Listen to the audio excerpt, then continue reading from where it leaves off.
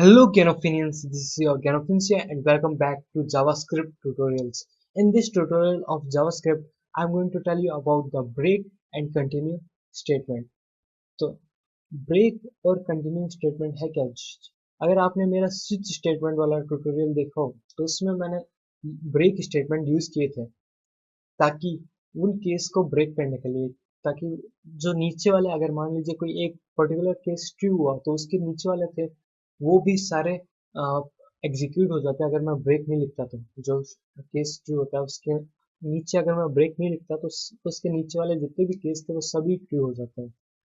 इस तरीके से ब्रेक काम करता है कि मान लीजिए मेरे पास दो फाइल है, HTML फाइल और जावास्क्रिप्ट। अब इसके अंदर मैं जावास्क्रिप्ट का कोड लिखने वाला हूँ। मैं सबसे पहले आपको ब्रेक की सिंटेक्स बताता हूँ। इस तरीके से ब्रेक को लिखते हैं। और अब मान लीजिए आप कहीं पे यूज करना है, इफ के अंदर यूज करना है। मान लीजिए एक फॉर लूप है आपके पास। अगर आपको फॉर लूप के बारे में नहीं पता तो आप मेरा फॉर लूप का ट्यूटोरियल देख सकते हैं जावास्क्रिप्ट के अंदर। और आपने यहाँ पे एक वेरिएबल डिक्लेयर कर रखा है आई, और फॉर लूप के अंदर आई को स्टार्ट कर रहे हैं, इनिशियलाइज कर रहे हैं 0 से। आई लेस देन इक्वल्स टू लिख रहे हैं आप 5, आई को प्लस करते जा रहे हैं यानी कि इंक्रीमेंट ऑपरेटर। फिर कर्ली ब्रैकेट्स आता है। कर्ली ब्रैकेट्स के बाद में अगर आई की वैल्यू 5 के बराबर है तो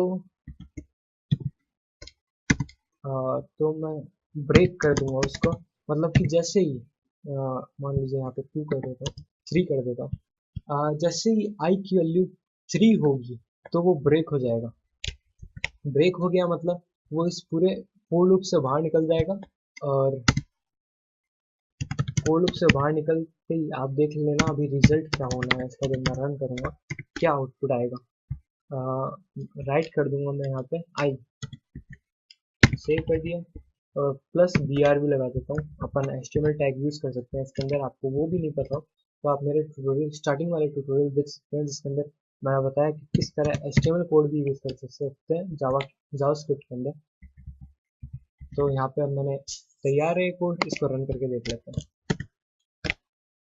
तो यहाँ पे देख सकते हैं इसकी वैल्यू है 0, 1 और 2।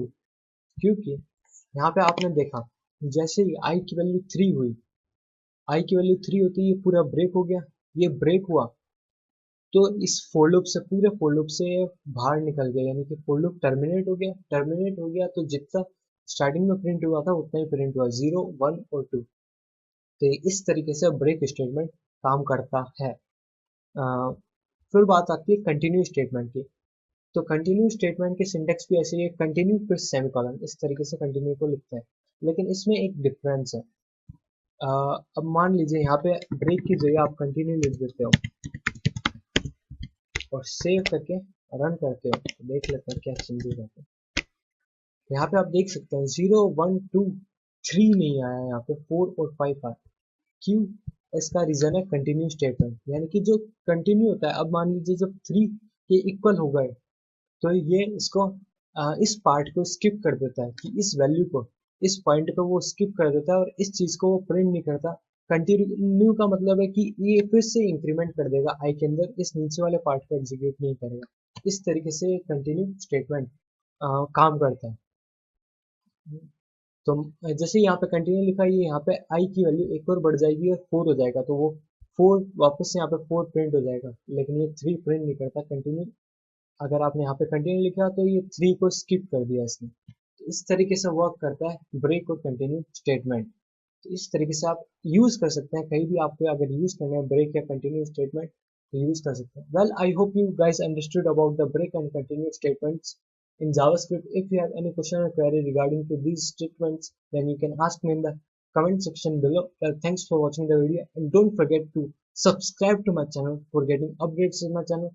Also subscribe to my gaming channel which is known as Gaming with Ganofins. Thank you guys.